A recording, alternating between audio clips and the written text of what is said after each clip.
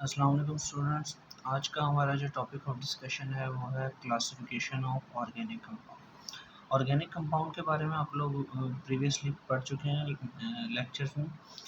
आज हम डिस्कस करेंगे ऑर्गेनिक कंपाउंड को हम किस तरह क्लासिफाई करते हैं। तो ऑर्गेनिक कंपाउंड की मेन जो है दो क्लासिफिकेशन है। एक है ओपन चेन जिसे हम एलिसाइक्लिक भी कहते हैं और दूसरी है क्लोज चेन कंपाउंड जिसे हम साइक्लिक कंपाउंड भी कहते हैं। पहले हम ओपन चेन को डिस्कस करते हैं।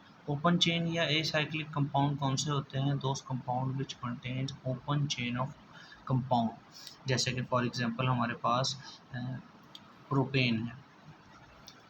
साइक्लिक कंपाउंड कौन से होते हैं? Those compound which contain close chain of ring of atoms. जैसे कि हमारे पास एक साइक्लोप्रोपेन की एग्जांपल है जिसमें है तीनों कार्बन ने जो है वो एक क्लोज रिंग बनाया हुआ है, तो इसे हम कहेंगे क्लोज चेन कंपाउंड कहेंगे इसे। ओपन चेन जो कंपाउंड है उसे हम मज़ीद क्लासीफाई करते हैं स्ट्रेट चेन कंपाउंड में और ब्रांच चेन कंपाउंड में।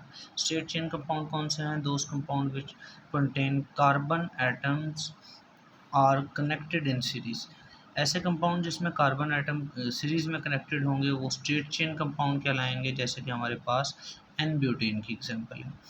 और those compounds which contain carbon atom are attached on the sides of the chain, जिसमें कार्बन एटम जो है चेन के साइड्स में अटैच होंगे। जैसे कि हमारे पास आइसोब्यूटेन की एग्जांपल है, तो ये ब्रांच चेन कंपाउंड है।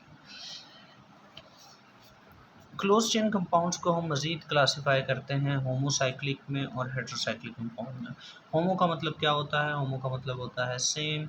साइक्लिक ऐसे साइक्लिक कंपाउंड जिसमें सेम एटम्स होंगे वो होमोसाइक्लिक कहलाएगा। इसे हम कार्बोसाइक्लिक भी कहते हैं कि अगर सारे के सारे एटम जो हैं वो कार्बन के होंगे तो वो कार्बोसाइक्लिक कहलाएगा।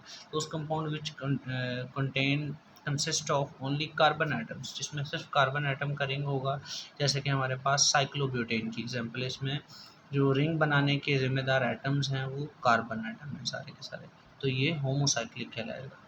और हेट्रोसाइक्लिक कंपाउंड्स कौन से होते हैं? Those compound in which ring consist of atoms of more than one kind, जिसमें एक से ज़्यादा काइंड के एटम्स होंगे।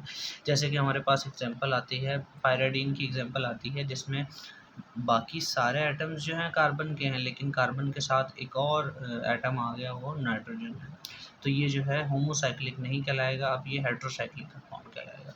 होमोसाइक्लिक को हम मज़ीद क्लासीफाई करते हैं एसाइक्लिक कंपाउंड में और एरोमेटिक कंपाउंड में।